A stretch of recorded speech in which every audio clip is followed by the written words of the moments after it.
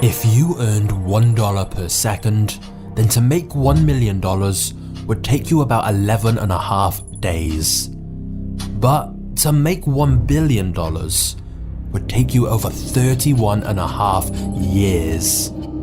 You see, it's easy to think of wealth in terms of rich or poor. But broadly speaking, there are arguably 5 different levels of rich. And at each level, things change very drastically. The difference between what a millionaire can do and a billionaire can do is simply staggering. In this video, we'll be exploring what life is like at each of these different wealth levels and delving into how the ultra-rich spend their money, including some of the most bizarre and extravagant purchases you've ever heard of. But as you're watching, you'll realize that one of the biggest changes that happens at each of these wealth levels is perspective.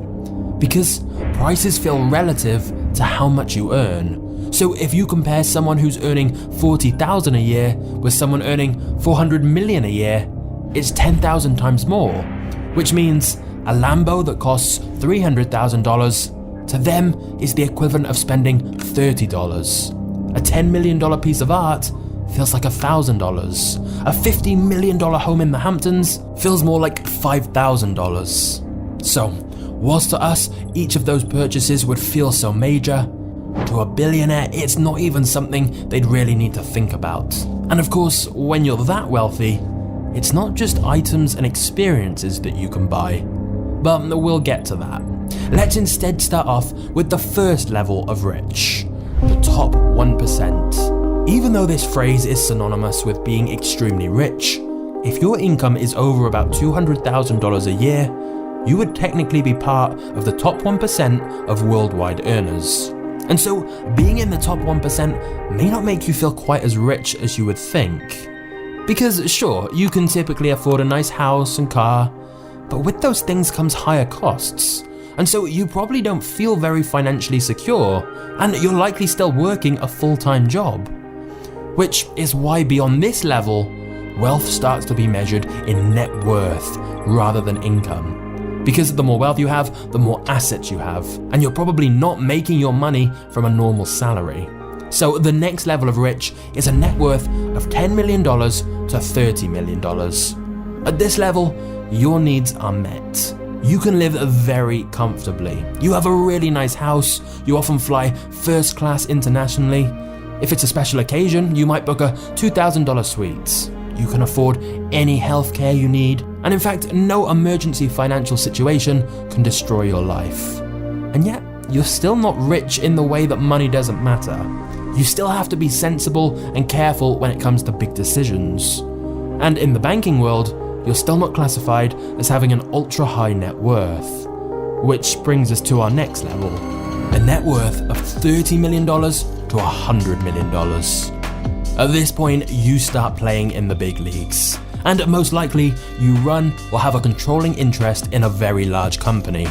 You always stay at 5-star hotels, and you have multiple residences all around the world that you can stay in as well. You take holidays during prime time, for example, going to Monaco for the Grand Prix, or Cannes for the film festival. And you won't bat an eyelid when the place you're staying at costs $10,000 to $20,000 per night. You have personal assistants and are starting to have people that others have to talk to get to you. You can buy pretty much anything that normal people think of as stuff rich people buy. Like you can buy any cars you want, the fanciest jewelry, and so on. Instead of flying first class, you'd fly private. Although, having said that, you'd typically charter a flight or own a private jet fractionally through a service like NetJets, instead of buying it outright and having to maintain it. But still, at this level, another big change that happens is your social circle. You probably start socializing with congressmen, senators, and community leaders. You're likely very well respected within some very high-class circles.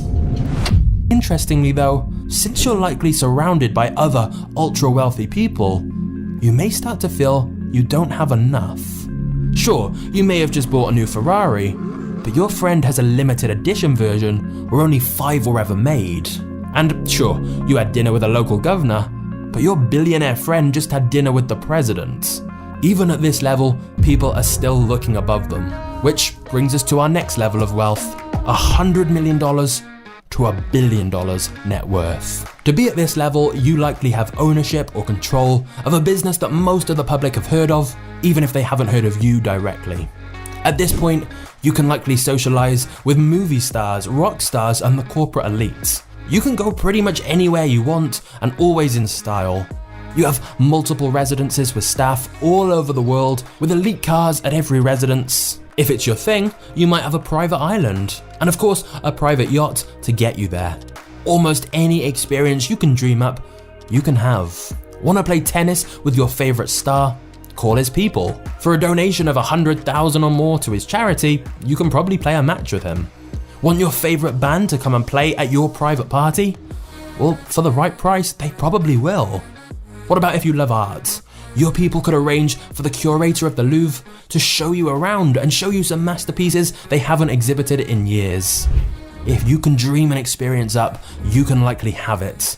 Donations and fees can get you to anyone. And once you have many hundreds of millions of dollars, it's the same when it comes to buying things. You may hire people specifically to find you the most extravagant versions of items you can think of. For example,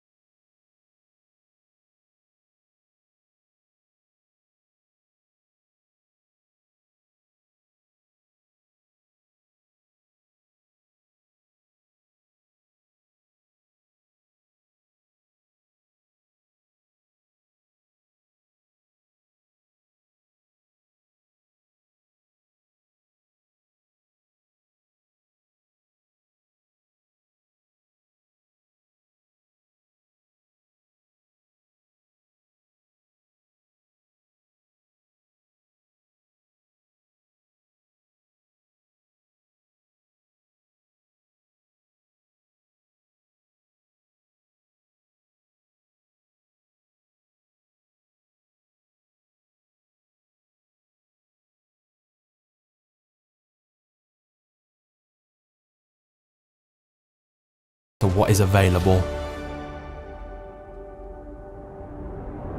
But then we have our final level, the 1 billion net worth and above. Now, before we get into what you can do as a billionaire, which honestly is pretty insane, it's worth noting that the number of billionaires on Forbes' annual rich list has significantly increased in recent years, and there's now around 2,755 known billionaires. Of course, it's possible there are more who have generational wealth that simply do a good job of staying very, very private. But either way, Forbes have estimated these 2,755 billionaires are worth a combined $13.1 trillion, and therefore have more wealth between them than the poorest 5 billion people on Earth combined. These statistics are overwhelming. But let's actually visualize it to put things in perspective.